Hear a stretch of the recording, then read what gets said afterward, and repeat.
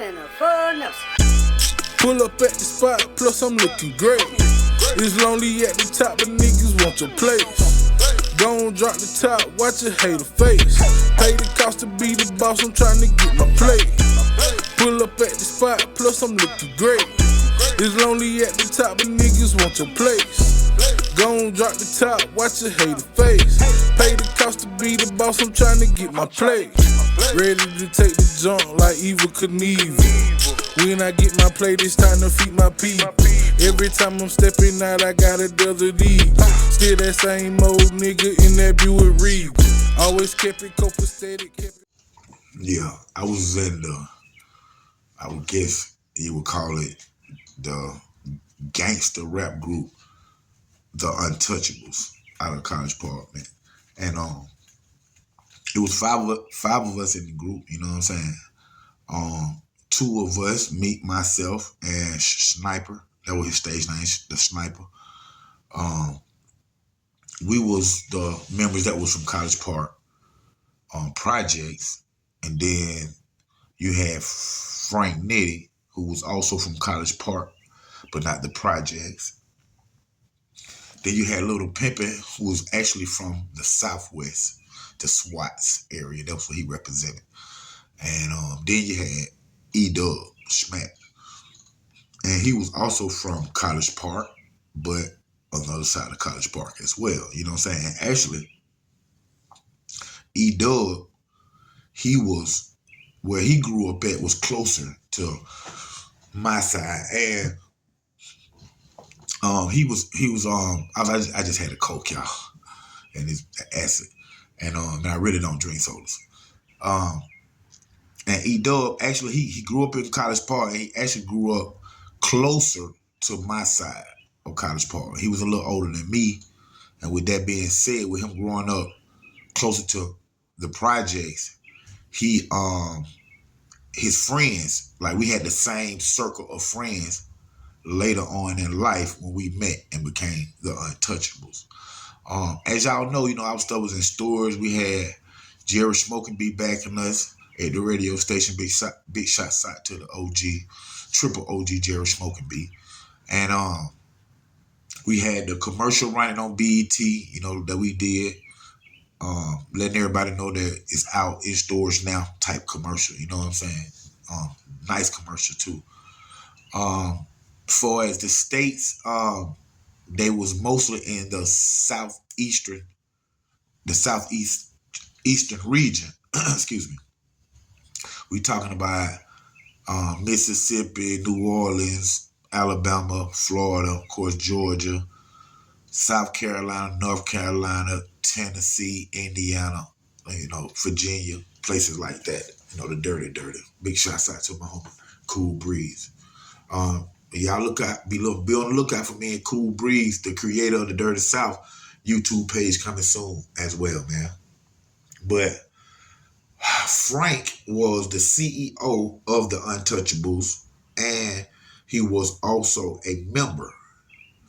He was attending Georgia University on a criminal justice degree, meaning his dumb ass would have been a lawyer, a judge, anything, you know what I'm saying? But of course, hell.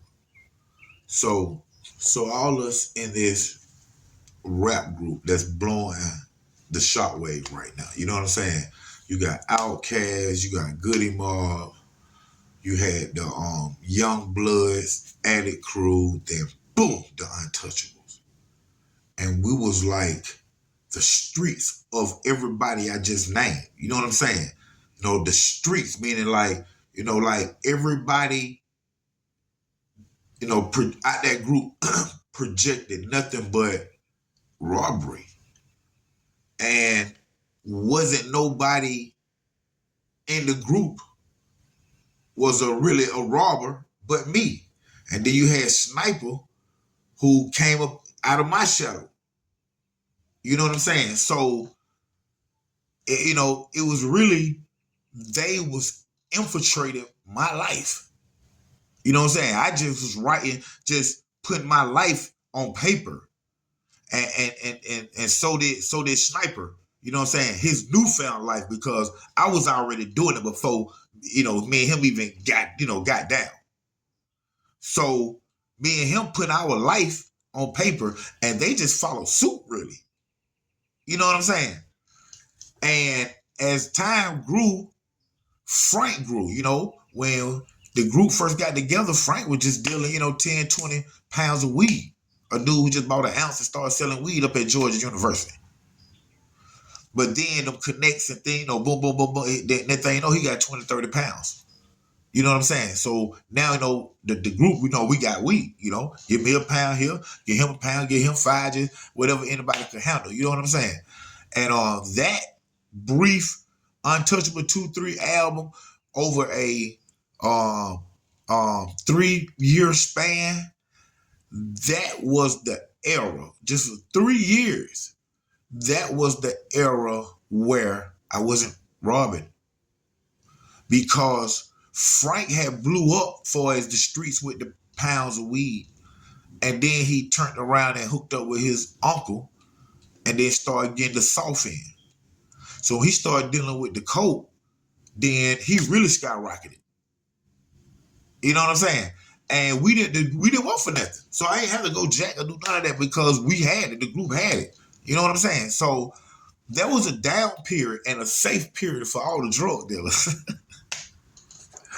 During the time that I was in the group Untouchablez. And like I say, we was, that was a whole nother direction for me, a direction that I always wanted anyway, being, coming into wanting to be an entertainer. You know what I'm saying? And like most of the world don't even know, before I got into the music, before I got into the film with Video Wayne, coming out the box, I wanted to be a comedian. I had a great sense of humor. That's why y'all be tripping, because I wanted to be a comedian as a little kid. And then the rapping thing happened, and then the movie and the film thing, me and Video Wayne. So that's really how it went. You know what I'm saying? But with that being said, Frank had done grew up in the streets. You know what I'm saying? Now he got the bales of weed, and he got the keys to cocaine. And we knew that the group, everybody, we knew that he had this bread and he was on. But like, we actually didn't know. You know what I'm saying? He really, I looking back at it now, he was really getting us breadcrumbs. You know what I'm saying? Because after so many years, I found out, what all he had and how big he was and things like that. Man, he was feeding the group breadcrumbs, man. 5, 10 pounds. That wasn't nothing, man. You know what I'm saying? He did things like, you give him $50 and he'll give you 14 grams of cocaine.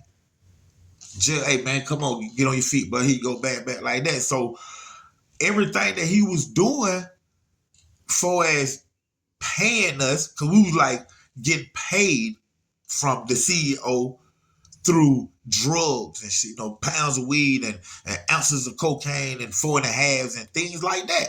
That's how we was getting paid in the Untouchablez. People don't know that, but that's how we were getting paid. Every now and then, Donnie, Sniper, because Sniper was the producer. Y'all who know from College Park and know about the group and everything, y'all know that Sniper produced all, like 98% of all the Untouchablez music. So he had an extra little pocket right there. You know what I'm saying? So at times, Frank will break him off, 200 or 300, 500, maybe 1,000. You know what I'm saying? But all that was bird feed. You know what I'm saying? Thinking about it now, all that was bull, man. You know what I'm saying? I remember, like let me tell y'all 2 things about this whole Untouchablez thing that y'all don't know. Let me tell y'all 2 things. One thing is, we had did a show at Studio 54 or something like that downtown, and Universal Records came to us. See, we had the deal. Well, I can't say we, but the deal came. Universal, we all performed, us and a few more groups. And actually, we went first. The other guys, who I'm withholding their name right now, they went second, so on. Universe came straight to the College Park in WA, because that's who they was comparing us to. And we love your music, we love the sound, and y'all guys did great up there. We want to offer y'all a deal, or we have a deal on the table for y'all, but we only want Little Pimpin'. It was 5 of us. Me, Capone, Sniper, Frank Nitti, Little Pimpin', and Smack. That's E-Dub, whichever one, a.k.a. like that. They only wanted Little Pimpin'. Little Pimpin' sounded like he was from the SWATs and New York at the same time. He reminded me of T.I. before T.I. came. Somebody, if you even hear his music, if y'all go look up on SoundClick, that sound, whatever, that stuff back in the day, Poker Face Player, Little Pimpin', Poker Face Player, and his album is still up right now. Y'all tell me if for his swag, his sound, that whole ATL T.I. thing. Now this real talk. Now I ain't playing no. What? And I stand on mine with anybody. This real talk. He was the first T.I. of Atlanta, of College Park. I got to say Atlanta because he's from the SWATs. But Universal Records wanted Little Pimpin'. And they didn't want the group. No Dontrece, no Frank, no Donnie, no Eric. They wanted Ron. And Frank Nitti told them people, we a group. You take all of us or none of us. And them folk passed.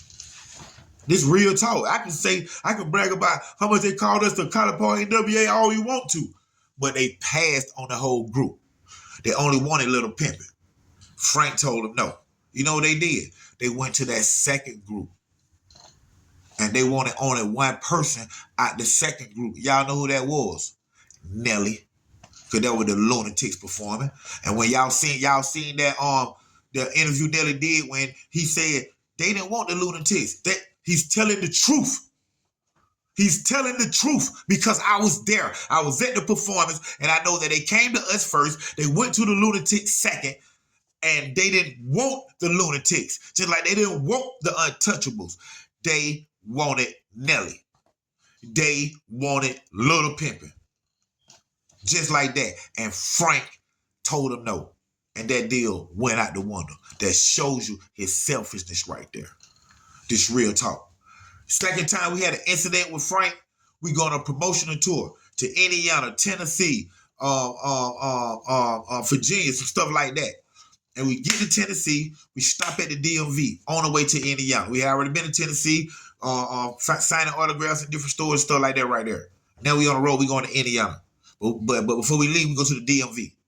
Frank go in there for a minute. We in the car smoking Suburban, like 2-3 Suburban, 10-9, white Suburbans, all on white.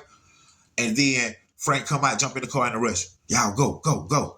We just pull on out. But nobody ain't paying attention, but I am.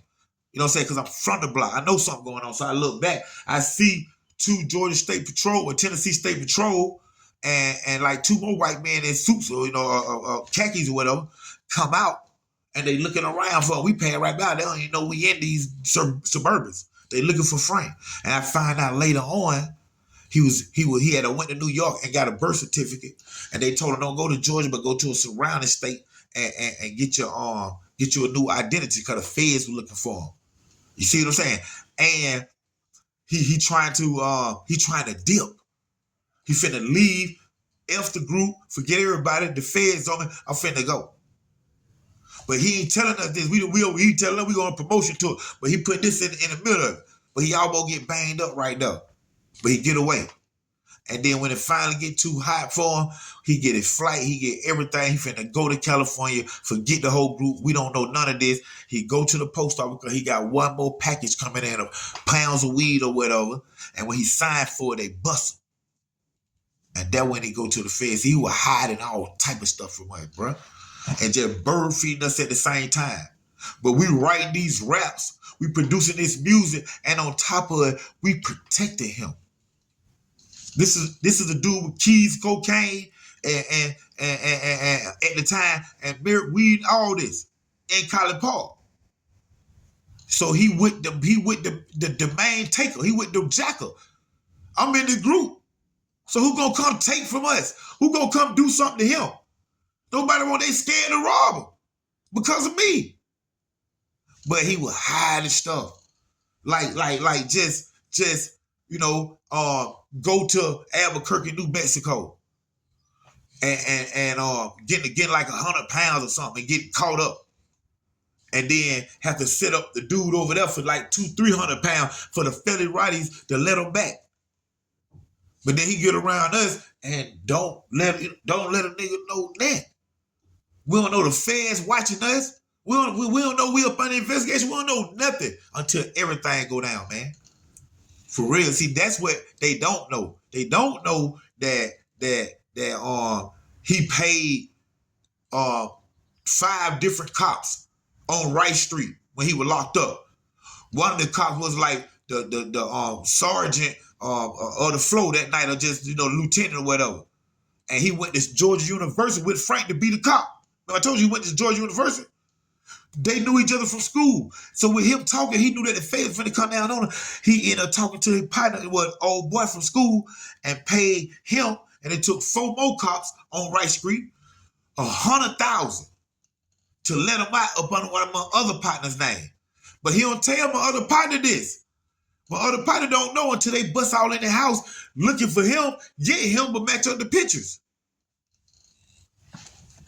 Boy, hey man, this real talk, man. Know who y'all friends are, man. I don't care how long it take, man. Thank y'all for tuning in to another great episode with your host, Dontrece, film and TV producer. Check out that New Orleans Exposed on Tubi, on Prime. And once again, Don Knox American Nightmare will be on YouTube, Tubi, and Prime this summer, man. Y'all make sure y'all check it out. OG Black Boy, College Park, stand up. Fucking real. Really rather count them hundreds like the way they peel. And bitch, I'm from the 9, got a whip a peel. Never cared about a bitch or the way she feels. You bitch ass niggas get up out your feelings. It's money on the table, let's go get it. All that crab in the bucket, shit, forget it. When you step off in my presence, I'm the realest. In my own lane, bitch can't take me off my pivot. I'm so low key, don't no nigga know my business. Get your money right and just play your position. Out the mud, still forever muddy vision. Pull up at the spot, plus I'm looking great. It's lonely at the top, but niggas want your place. Gon' drop the top, watch a hater face. Pay the cost to be the boss, I'm trying to get my play. Pull up at the spot, plus I'm looking great. It's lonely at the top, but niggas want your place. Gon' drop the top, watch a hater face.